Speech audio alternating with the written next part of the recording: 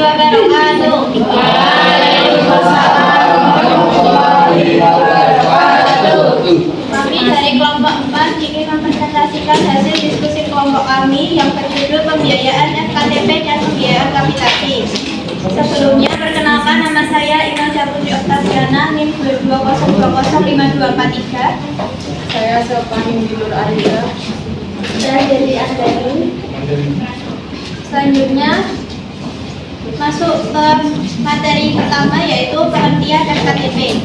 FKTP adalah fasilitas kesehatan tingkat pertama, baik dari pemerintah dan pemerintah daerah maupun swasta, yang melakukan pelayanan kesehatan perorangan bersifat non-spesialistik untuk keperluan observasi, promotif, preventif, diagnosis, perawatan, pengobatan, dan atau pelayanan kesehatan lainnya.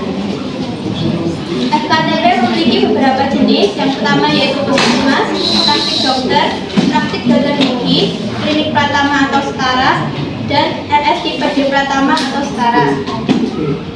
Kemudian peran dan fungsi FKTP itu sendiri yaitu yang pertama adalah pelayanan kesehatan dasar.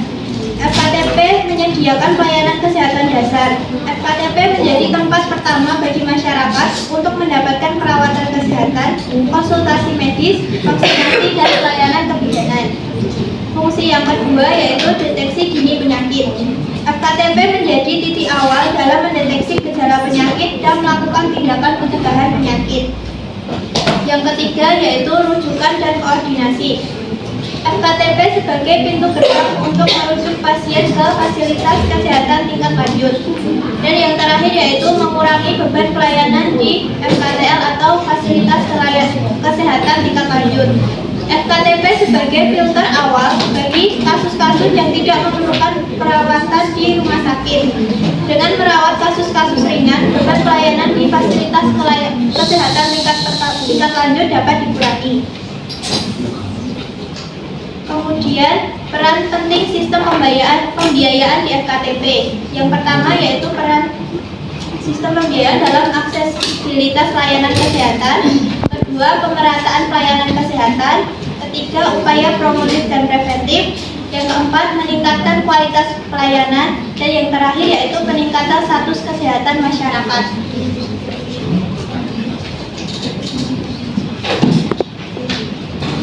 Selanjutnya yaitu model pembiayaan FKTP. Yang pertama ada anggaran pemerintah, di mana model pembiayaan ini didasarkan pada alokasi anggaran pemerintah untuk mendukung operasional FKTP. Yang kedua ada asuransi kesehatan yang melibatkan partisipasi dari peserta asuransi kesehatan yang membayar premi tertentu.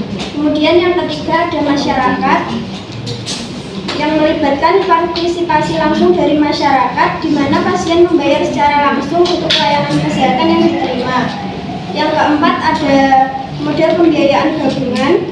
Model ini menggunakan berbagai sumber pembiayaan seperti anggaran pemerintah, asuransi kesehatan, dan pembiayaan masyarakat.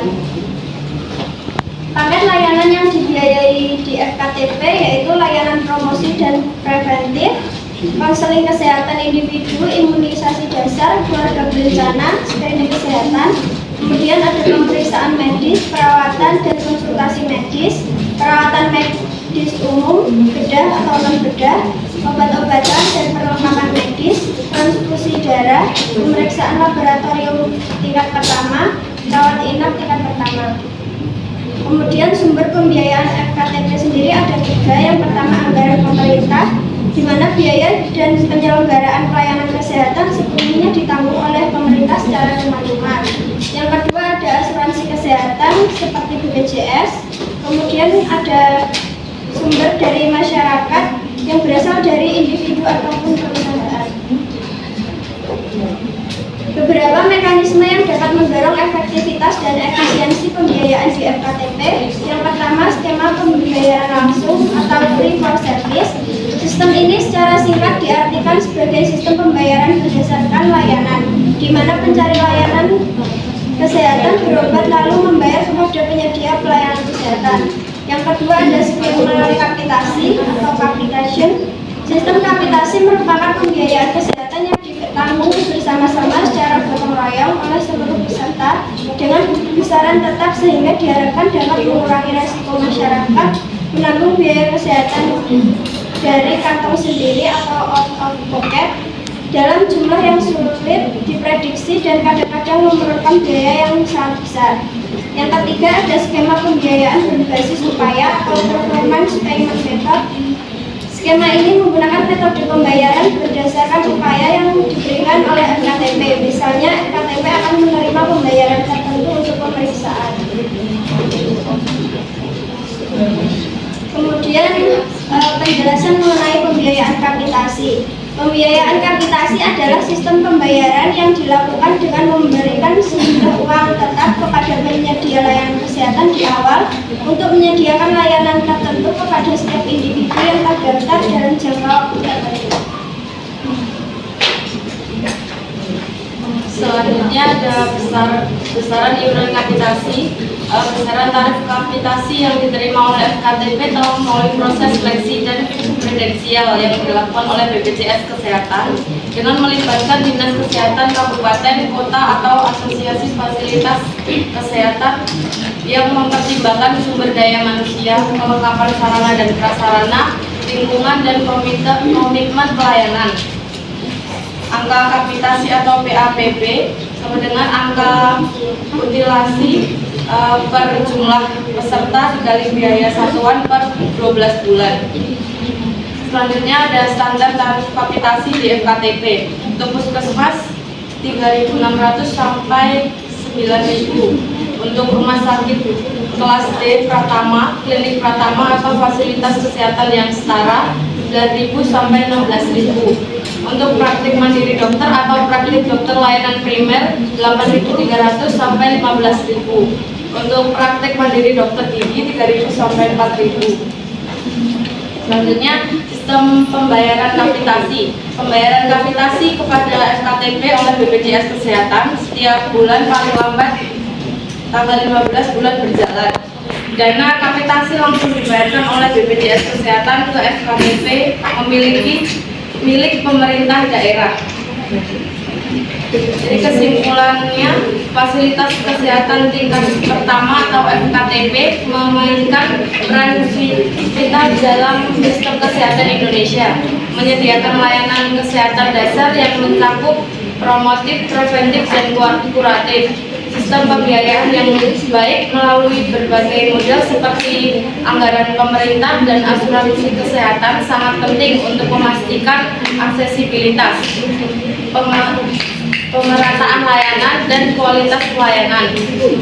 Keberhasilan FKTP bergantung pada pengelolaan sumber daya yang efisien dan kemampuan menjangkau seluruh lapisan masyarakat, terutama yang kurang mampu. Dengan sistem yang efektif, FKTP dapat secara signifikan meningkatkan status kesehatan masyarakat dan mengurangi beban di fasilitas kesehatan tingkat lanjut. Yang terakhir ada saran. Yang pertama, menyusun pedoman dana kapitasi yang mempertimbangkan nomenklatur, anggaran, dan peraturan daerah. Pedoman ini diharapkan dapat memudahkan FKTP dalam mengelola dan memanfaatkan dana kapitasi. Yang kedua, menyusun laporan akuntabilitas dan dana kapitasi untuk bendahara daerah atau DPP-KAD dan BPJS Kesehatan. Yang ketiga, meninjau jumlah minimum dan maksimum peserta per jenis FKTP atau kapitasi POPB. Peninjauan ini perlu mempertimbangkan beban kerja dan kualitas pelayanan. Yang terakhir, mempertimbangkan alur dan tata cara perencanaan dan penganggaran daerah saat menerapkan regulasi baru program JKN. Demikian presentasi dari kelompok kami. Kemudian kami akan membuka sesi tanya jawab. Apa kekurangan dari pembiayaan kapitasi? Apa faktor resiko yang mempengaruhi biaya kapitasi? Ini 261. Pertanyaannya, peran pembiayaan sebagai upaya promotif dan preventif itu yang bagaimana? Ini 229. Pertanyaannya, apa perbedaan antara FKTP swasta dan milik pemerintah? Kenapa loh? Bagaimana pembiayaan kapitasi dapat mempengaruhi kualitas layanan kesehatan? Saya akan menjawab pertanyaan dari Mbak Eni, yaitu apa faktor resiko yang mempengaruhi biaya kapitasi. Faktor resiko pertama yaitu profil demografis, yaitu umur, jenis kelamin, dan kondisi sosial ekonomi populasi. Misalnya, populasi yang lebih tua atau memiliki lebih banyak penyakit kronis akan memerlukan biaya kapitasi yang lebih tinggi. Yang kedua yaitu status kesehatan populasi. Tingkat prevalensi penyakit kronis, kondisi komorbiditas atau penyakit menular dalam populasi akan mempengaruhi biaya perawatan kesehatan. Yang ketiga yaitu ketersediaan dan akses ke fasilitas kesehatan. Biaya kapitasi dapat lebih tinggi di daerah yang memiliki keterbatasan akses atau fasilitas kesehatan yang terbatas, yang bisa memerlukan pengeluaran lebih besar untuk memberikan layanan yang memadai. Yang keempat yaitu polisi asuransi kesehatan. Cakupan asuransi, jenis perawatan yang dicakup, dan batasan biaya turut mempengaruhi biaya kapitasi. Misalnya, asuransi yang mencakup lebih banyak layanan akan cenderung memerlukan biaya kapitasi yang lebih tinggi. Yang kelima yaitu tingkat penggunaan layanan. Frekuensi kunjungan ke fasilitas kesehatan, penggunaan spesialis, dan tingkat rawat inap akan mempengaruhi biaya kapitasi karena semakin sering layanan digunakan, semakin tinggi biayanya. Yang keenam yaitu inflasi biaya kesehatan, yaitu peningkatan biaya perawatan medis, obat-obatan, dan teknologi kesehatan dapat meningkatkan biaya kapitasi secara keseluruhan. Yang terakhir yaitu peraturan dan kebijakan pemerintah. Kebijakan terkait pengaturan tarif layanan kesehatan dan regulasi kesehatan dari pemerintah juga berpengaruh terhadap penetapan biaya kapitasi. Dari Diana, bagaimana pembiayaan kapitasi dapat mempengaruhi kualitas layanan kesehatan. Yaitu pembiayaan kapitasi dapat mempengaruhi kualitas layanan kesehatan secara positif dengan mendorong pencegahan efisiensi dan perawatan berkelanjutan. Namun tanpa pengawasan yang tepat dan resiko pengurangan kualitas melalui pembatasan akses ke perawatan yang dibutuhkan. Oleh karena itu penting untuk mengelola sistem kapitasi dengan baik melalui mekanisme pengawasan kualitas dan penyesuaian untuk pasien beresiko tinggi agar dampak positifnya bisa dimaksimalkan, sementara resiko negatifnya dapat diminimalisir.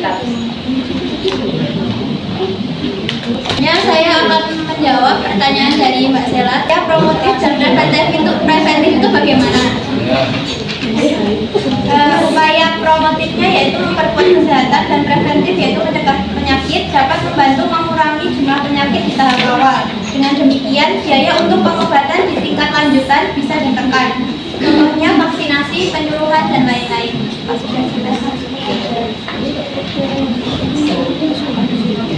Saya akan menjawab pertanyaan dari Ayesa. Apa perbedaan FKTP swasta dan milik pemerintah? Dari segi kepemilikan, FKTP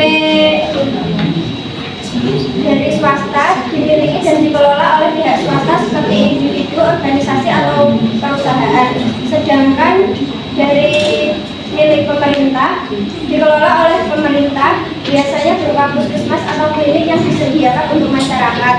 Kemudian dari segi biaya, umumnya yang swasta itu menerapkan tarif yang lebih bervariasi dan bisa lebih tinggi.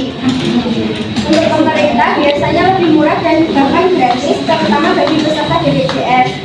Kemudian dari aksesibilitas, FKTP swasta biasanya lebih fleksibel dalam jam operasional dan lokasi. Untuk FKTP pemerintah lebih mudah diakses oleh masyarakat luas dan biasanya ada di setiap kecamatan. Untuk fasilitas dan tenaga kesehatan